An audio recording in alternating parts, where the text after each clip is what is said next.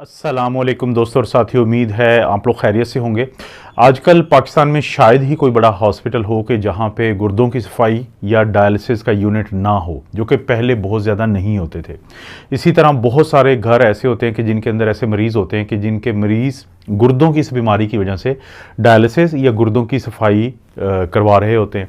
तो सवाल पैदा होता है कि आखिर इतने ज़्यादा जो केसेस हो गए हैं गुर्दों की बीमारी के, इसकी क्या वजूहात हैं। इसमें कोई शक नहीं है कि गुर्दों की बीमारी की वजह शुगर है, ब्लड प्रेशर है। लेकिन जब आप अपने डॉक्टर से ये बात पूछते हैं कि किस मरहले पे आपके मरीज़ को गुर्दों की सफाई या रीनल रिप्लेसमेंट थेरेपी की ज़रूरत है, तो वो आपको बताएंगे कि जब आपका मरीज़ 5वीं गुर्दे की जो ख़राबी की स्टेज है उस पर आ जाता है, तो उसमें गुर्दों की सफाई के अलावा कोई हल नहीं होता। इसका ये मतलब हुआ कि गुर्दे की बीमारी की कुछ स्टेजेस होती हैं 1 से लेकर 5 तक। और एक बहुत बड़ी वजह कि जिसकी वजह से आजकल ये हालात हैं कि गुर्दों की सफाई की ज़रूरत पड़ती है कि गुर्दों की बीमारी की जो इब्तदाई स्टेजेस होती हैं, जिसमें स्टेज 1 है, 2 है, 3 है, तो उस वक्त तक लोग उन अलामात पे नज़र नहीं रखते। तो जो देखने में तो बज़ाहिर छोटी अलामात लगती हैं, लेकिन अगर उन पे तवज्जो दे दी जाए, और वो क्योंकि गुर्दे की बीमारी की इब्तदाई अलामात होती हैं, तो आप गुर्दे की बीमारी को शुरू में ही खुद भी पकड़ सकते हैं और आपका डॉक्टर भी महज 1 या 2 टेस्ट करवा के इस चीज़ को पकड़ सकता है। गुर्दे की बीमारी की ख़ास बात यह है कि अगर उसको इब्तदा में ही पकड़ लिया जाए तो फिर ऐसी दवाइयाँ शुरू करवाई जा सकती हैं कि जिनकी मदद से गुर्दे की बीमारी के बढ़ने के अमल को बहुत सुस्त किया जा सकता है। और ये जो डायलिसिस और ये जो गुर्दे की तब्दीली का मकाम आता है, उससे बहुत पहले चीज़ों को ठीक करने की कोशिश की जा सकती है। वो क्या अलामात होती हैं? अगरचे वो अलामात बड़ी हल्की हैं, लेकिन उन पर नज़र रखना ज़रूरी है। उसमें सबसे पहली अलामत है अडीमा, स्वेलिंग, सोजों का पड़ना, सोज का पड़ना। बहुत दफ़ा क्या होता है कि जब आप सुबह सो के उठते हैं तो आपका चेहरा जो है वो सूजा हुआ होता है, जिसको हम फेशियल पफिनेस कहते हैं, या आपकी जो आंखों के इर्द गिर्द सोज होती है, इसे पेरी ऑर्बिटल अडीमा कहते हैं। इसी तरह बाज़ औक़ात लोगों को अपने हाथों में और पाँव में, टखने में थोड़ी सख्ती भी महसूस होती है, सोज भी महसूस होती है। तो ये जो सोज है ये भी एक ऐसी अलामत है कि जिसका ताल्लुक गुर्दे से इसलिए हो सकता है कि गुर्दों का बुनियादी जो काम है वो आपके और मेरे जिस्म से पानी और जो टॉक्सिन्स होते हैं, जो बुरे मादे होते हैं, वो निकालना होता है। तो जब वो पानी निकालने की सलाहियत उसकी कमज़ोर पड़ती है तो आहिस्ता आहिस्ता लोगों का जो जिस्म है वो सूजने की तरफ जाता है। तो स्वेलिंग या अडीमा भी एक ऐसी चीज़ है जिसके ऊपर आपकी नज़र होनी चाहिए, क्योंकि इसकी मदद से आप गुर्दे की बीमारी को शुरू में ही पकड़ सकते हैं। इसके अलावा बहुत ज़्यादा जब लोगों को थकावट महसूस होना शुरू हो जाए और लोग उनको कहना शुरू हो जाएं कि आपका रंग हमें थोड़ा सा पीला पड़ता हुआ नज़र आता है, तो ये भी एक ऐसी अलामत हो सकती है कि जिसका ताल्लुक आपके गुर्दे से हो और उसकी बीमारी से हो। गुर्दे जो जब नॉर्मल होते हैं तो वो एक प्रोटीन बनाते हैं, एक हार्मोन बनाते हैं, जिसको हम एरिथ्रोपोएटिन कहते हैं। तो आपका जो ये जो एरिथ्रोपोएटिन है ये आपके जिस्म के अंदर खून के जो सुर्ख खुलिये होते हैं, जिसको रेड ब्लड सेल कहते हैं, आरबीसीज कहते हैं, तो उनको बनाने में बुनियादी किरदार अदा करता है। तो जब आपको गुर्दे की बीमारी हो जाए तो उसके बाद ये एरिथ्रोपोएटिन कम बनता है। जब ये कम बनता है तो फिर खून जो है वो कम बनता है, उसके सुर्खुलिये कम बनते हैं, जिसकी वजह से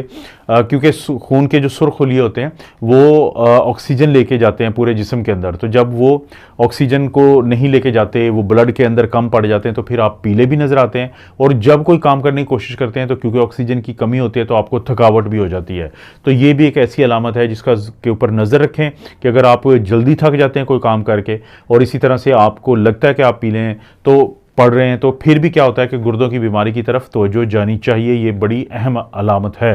इसके बाद आती है कि जब हम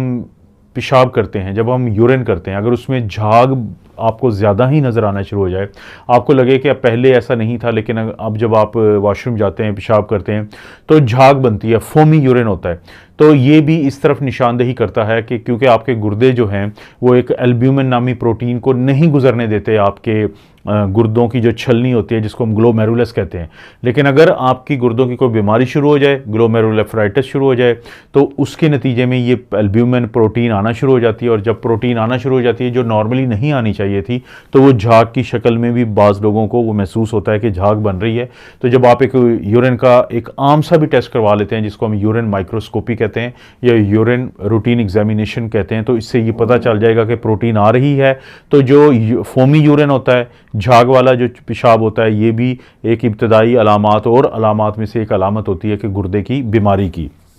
उसके बाद अगर खुदा ना खास्ता आपको महसूस होता है कि जो पेशाब है आपका, आपको उसमें खून नज़र आता है, आपको ब्लड नज़र आता है। अक्सर लोग हमारे पास आते हैं, वो शिकायत करते हैं कि उनको लगता है कि उनके यूरिन में ब्लड है, तो हम उन्हें कहते हैं कि आप ज़रूरी अपना जो अल्ट्रासाउंड होता है, गुर्दे का एक ख़ास अल्ट्रासाउंड होता है जिसको हम अल्ट्रासाउंड KU भी कहते हैं, वो करवा लें। और साथ इसी तरह से यूरिन रूटीन एग्जामिनेशन या यूरिन माइक्रोस्कोपी करवा लें, क्योंकि अक्सर तो नौजवान लोगों में तो जो खून आता है यूरिन के अंदर, पेशाब के अंदर, उसकी वजह पथरियाँ बाज़ होती हैं। लेकिन अगर किसी की उम्र ज़्यादा होती है तो फिर जो गुर्दे का कैंसर होता है वो भी, या मसाने का कैंसर होता है वो भी एक वजह हो सकती है यूरिन के अंदर, पेशाब के अंदर खून आने की। तो खून का जो यूरिन के अंदर आना है, पेशाब के अंदर आना है, उन अलामात में से है कि जो इस तरफ इशारा कर सकता है कि आपके गुर्दे में कोई ना कोई मसला हो सकता है। इसी तरह से अगर फ़र्ज़ करें कि आपको पहले आप नॉर्मल यूरिन पास करते थे, पेशाब करते थे, लेकिन अब आपने नोट किया कि आपको बड़ी तकलीफ़ से आता है यूरिन, आपको पेशाब करते हुए दिक्कत महसूस होती है, आपको पहले कम आता था अब ज़्यादा हो गया, या पहले ज़्यादा आता था या रूटीन का आता था अब बहुत कम आना शुरू हो गया। और इसी तरह से अगर उसके कलर में आपको तब्दीली नज़र आना शुरू हो जाए और आपको भाग भाग के वॉशरूम जाना पड़े लेकिन पेशाब आपको खुल के ना आए, तो बाज़ औक़ात ये इस तरफ निशानदेही करता है कि आपका जो पूरा ये सिस्टम होता है, गुर्दा होता है, उससे एक नाली निकलती है जो मसाने में आती है, उसको हम यूरेटर कहते हैं, और यूरिनरी ब्लैडर जो पेशाब की थैली मसाना होता है और जो बाहर निकलता है उसे यूरिथ्रा कहते हैं। तो हो सकता है वहाँ पे कहीं ना कहीं पे कोई इन्फेक्शन हो, तो उसको जल्दी पकड़ना और जल्दी इलाज करना इसलिए ज़रूरी होता है कि अगर वो इन्फेक्शन ऊपर चली जाए, गुर्दों में इन्फेक्शन हो जाए जिसको हम पायलोनेफ्राइटिस कहते हैं, तो लोगों को ठंड लगने के साथ, कपकपाहट के साथ फिर तेज़ बुखार भी हो जाता है। तो ये वो अलामात होती हैं जो गुर्दे की इन्फेक्शन, पेशाब की इन्फेक्शन, मसाने की इन्फेक्शन की तरफ इशारा करती हैं। तो इसको जल्दी तशख़ीस और इलाज इसलिए ज़रूरी होती है ताकि आपके गुर्दों को किसी बड़े मसले से बचाया जा सके। इसी तरह से जो बाज़ औक़ात लोग, उनका जो सांस होता है, उनका जो ब्रीदिंग होती है, वो जो ब्रीदिंग होती है उसके अंदर ऐसे लगता है जैसे पेशाब की स्मेल है। ये भी इसलिए गुर्दे की अलामत बन जाती है कि गुर्दे का जो बुनियादी 2 काम मैंने आपको बताए थे, एक क्या होता है कि वो जिस्म से पानी को निकालता है फाजल, और एक ये काम होता है कि हमारे जिस्म से जो फाजल मादे होते हैं जैसे यूरिया है, क्रेटिनिन है और इस तरह की और इलेक्ट्रोलाइट्स वगैरह होते हैं जो एक्स्ट्रा होते हैं, तो उनको निकालता है। लेकिन जब हमारे जिस्म से गुर्दे जो हैं वो यूरिया को ना निकाल पाएँ, तो ये जो ज़्यादा यूरिया होता है हमारे थूक के अंदर, मुंह के अंदर, ये फिर अगर अमोनिया में तब्दील होता है, तो ये अमोनिया की जो स्मेल होती है वो दूसरे लोगों को ऐसे लगता है कि जैसे कोई यूरिन की स्मेल है, पेशाब की स्मेल है। तो ये जो मखसूस किस्म की स्मेल होती है ये भी इस जानिब इशारा करती है कि आपको खुदा न खास्ता गुर्दे का मसला बन रहा है। यहाँ पे मैं दोबारा फिर उसी बात का जिक्र करूँगा कि जो मैंने वीडियो के शुरू में की थी कि बदकिस्मती से इस वक्त पाकिस्तान में अमूमी तौर पे और बड़े शहरों में ख़ास तौर पे गुर्दे की बीमारी के मरीज़ बहुत ज़्यादा हो चुके हैं। हर हॉस्पिटल में डायलिसिस होता है, गुर्दे की जो ख़राबी होती है उसकी वजह से बहुत सारी अमवात होती हैं। लेकिन ये बीमारी 5 स्टेजेस में होती है, 1, 2, 3, 4 एंड 5। 5वीं स्टेज पे जाके इसको हम कहते हैं एंड स्टेज किडनी डिजीज़ या एंड स्टेज रीनल डिजीज़। इसका मतलब होता है कि अब गुर्दे बिल्कुल काम करना छोड़ चुके हैं। और इसका मतलब ये भी है कि अगर आप गुर्दे को इब्तदाई स्टेजेस पे पकड़ लें, उसकी तशख़ीस करवा लें डॉक्टर से और डॉक्टर आपका इलाज कर दे, तो आप उस बदकिस्मत दिनों से बच सकते हैं कि जब आपको ये पता चलेगा कि आपके गुर्दे बैठ गए हैं और अब सिवाय डायलिसिस के, गुर्दों की सफाई के, रीनल रिप्लेसमेंट थेरेपी के या गुर्दों की तब्दीली के कोई चारा नहीं रहा। तो इस वीडियो को समझें, इन अलामात को ज़रूर नज़र रखें अपनों में और अपने प्यारों में, ताकि इस बीमारी को वक्त से पहले पकड़ा जा सके। आपको पता है दोस्तों, इस चैनल पर इस तरह की वीडियोज़ मिलती रहती हैं। वीडियो को लाइक करें, चैनल को सब्सक्राइब करें। कोई भी वीडियो अच्छी लगती है तो दोस्तों रिश्तेदारों से शेयर करने के लिए नीचे ऑप्शन है शेयर को, उसको क्लिक करें तो आएगा कॉपी लिंक को करें कॉपी और कहीं पे भी ज़रूर शेयर कर दें अपने दोस्तों और रिश्तेदारों से किसी भी सोशल मीडिया प्लेटफॉर्म पे। आप अपना और अपनी फैमिली का ख्याल रखें। अल्लाह ताला आपको और आपकी फैमिली को हर किस्म की बुराई, बीमारी और आजमाइश से महफूज रखे।